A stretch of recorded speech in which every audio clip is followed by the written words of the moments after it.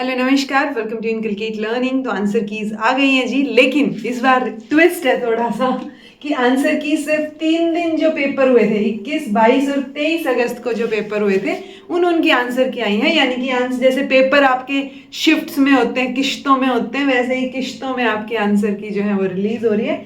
But it's okay, जिन्होंने पहले paper दिया उनका हक बनता है पहले आंसर्स देखना। हमने वेट भी किया है इतना सारा बाकी सबके एग्जाम्स खत्म होने का, ठीक है। तो पहले इन 3 दिन के लिए आंसर की इन्होंने रिलीज किया, यानी जितना टाइम इन्होंने 10-12 दिन पेपर लेने में लगाया, अब ये इतना ही टाइम जो है सितंबर तो ऐसे लग रहा है कि आंसर कीज में ही निकाल देंगे। ओके, सो 21, 22, 23 अगस्त को जो पेपर हुआ था उसके आंसर की आज आ गई है।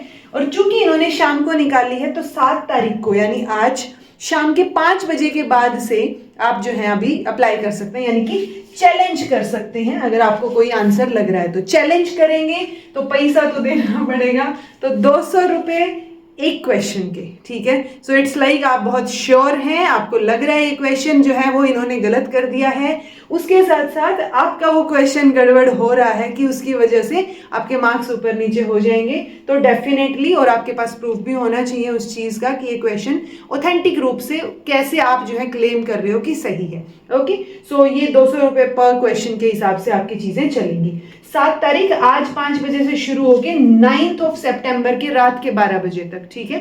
सो 9 तारीख तक आप क्लेम कर सकते हैं। पॉइंट ये है कि आप आज अपनी रिस्पॉन्स शीट डाउनलोड कीजिए, कल अगर आपको लग रहा है तो कल तक उसको कर दीजिए, बात ही खत्म, कोई लास्ट डेट का चक्कर ही नहीं रहेगा। ये चीज आंसर की जाती तो मैंने बताया ही नहीं, ठीक है। अब क्या करना है, जैसे ही आप उस पर अपना एप्लीकेशन नंबर और अपनी डेट ऑफ बर्थ और वो कैप्चा फिल करेंगे, सबमिट करेंगे, तो आपका जो लॉगिन है वो कंप्लीट हो जाएगा। और उस लॉगिन के ऊपर जाके आपको 2 ऑप्शंस नजर आएंगे, एक आप रिस्पॉन्स शीट डाउनलोड करने का आएगा और एक आएगा आंसर की डाउनलोड करने का। तो जिन बच्चों ने पहली बार दिया है या कोई कंफ्यूजन होता है तो वो ध्यान से सुन लो, आपको ये दोनों चीजें डाउनलोड करनी है। डाउनलोड, कहीं ये सोचो कि आपने ओपन कर ली, देख लिया, फिर आप साथ की साथ ऑनलाइन ही चीजें या खोल के बैठे हो और आप डाउनलोड करना भूल गए तो वो फिर 2 दिन के बाद डाउनलोड नहीं होएगी। ओके, सो इट्स बेटर, क्योंकि मैं इस बार एग्जाम नहीं दे पाई हूं तो मेरा ऑब्वियसली वो एब्सेंट शो कर रहा है, यानी वो क्वेश्चन पेपर मुझे शो ही नहीं कर रहे हैं, तो वो एब्सेंट वाली चीज हो गई।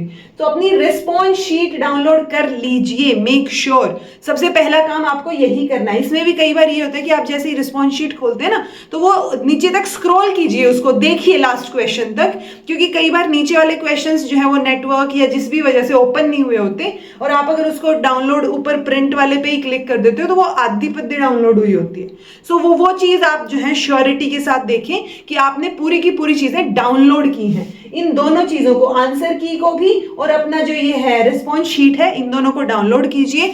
डाउनलोड करने के बाद आपको क्या करना है, जो रिस्पॉन्स शीट है आपकी, दैट इज योर रिस्पॉन्स, यानी कि आप पेपर में क्या करके आए हो।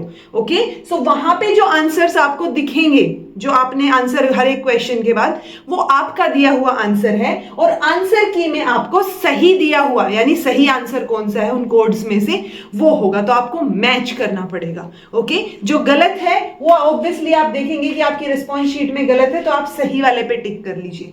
सो वो चीज देख के आपको पूरा कैलकुलेट करना है। अगर आप 100 मार्क्स से ऊपर हैं, 100 क्वेश्चंस आपके सही हैं, यानी 200 नंबर से ऊपर हैं, तो आप नेट के लिए हिसाब से तो बिल्कुल सेफ है, किसी भी कैटेगरी में हो। जेआरएफ के लिए थोड़ा सा देखना पड़ेगा।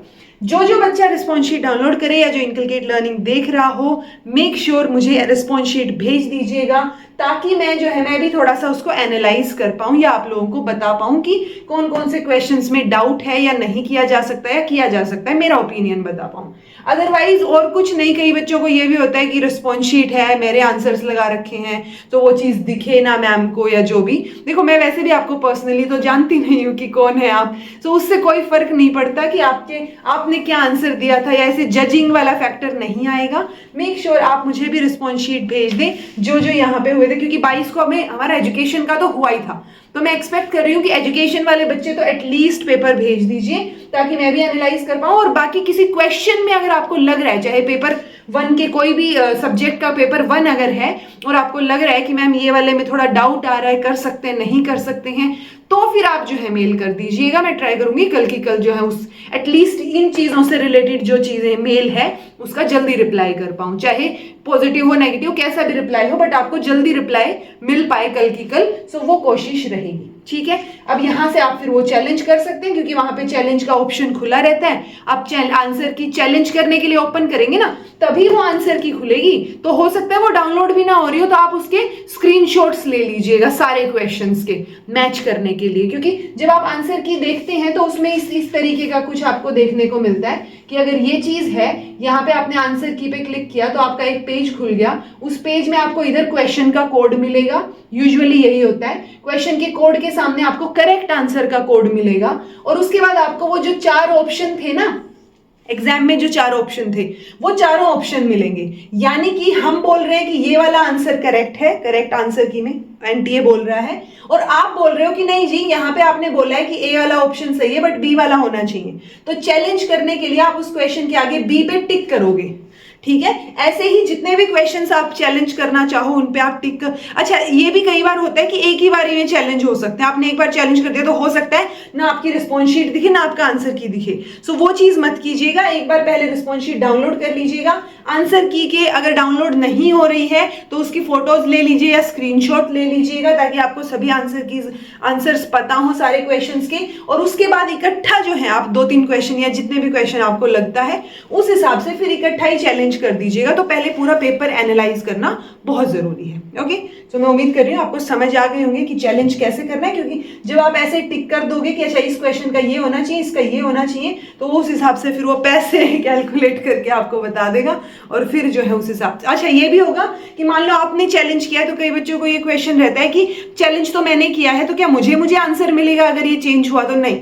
अगर आंसर चेंज होता है किसी भी वजह से, या सब लोग में से कोई भी क्लेम करता है और वो आंसर चेंज हुआ है, तो फिर वो आंसर का मार्क्स सबको ही सेम मिलेगा, ठीक है। या फिर कोई ड्रॉप हुआ है तो वो फिर सबको सेम मिलेगा अगर आपने अटेम्प्ट किया है तो, ठीक है जी।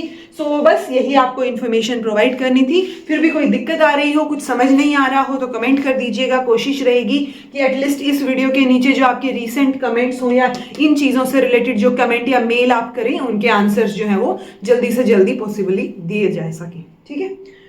So this was all about today. Thank you so much for watching. Be happy, keep smiling. Answer की डाउनलोड करना जरूरी इसलिए भी क्योंकि आप एनालाइज कीजिए अपनी रिस्पॉन्स शीट को। अगर आपने रिस्पॉन्स शीट को एनालाइज नहीं किया तो वो फिर आगे के लिए आपके लिए दिक्कत बन जाएगी। बिकॉज कई बच्चे ये सोचते हैं कि छोड़ना क्यों इतना झंझट लिया, पहली बात तो झंझट, और दूसरी बात वो एस्केपिज्म में चले जाते हैं कि मेरे को नहीं करना, मैं तो रिजल्ट ही देख लूं सीधा, ठीक है। सो वो चीज नहीं होनी चाहिए, क्योंकि अगर आप एनालाइज नहीं करेंगे तो आपकी गलतियां नहीं पता चलेंगी, और गलतियां नहीं पता चलेंगी तो आप अगली बार भी सेम गलतियां करके आएंगे, और अगली बार भी चीजें जो है वो 1-2 नंबर से रह जाएंगी। सो इट्स बेटर कि आप चेक कीजिए, एनालाइज कीजिए, और एनालिसिस के बेसिस पे जो है अपनी परफॉर्मेंस को जज कीजिए। Okay, so this was all about today. Thank you so much for watching. Be happy, keep smiling, subscribe to Inculcate Learning because it is absolutely free, and be consistent in your efforts because consistency is the key to success.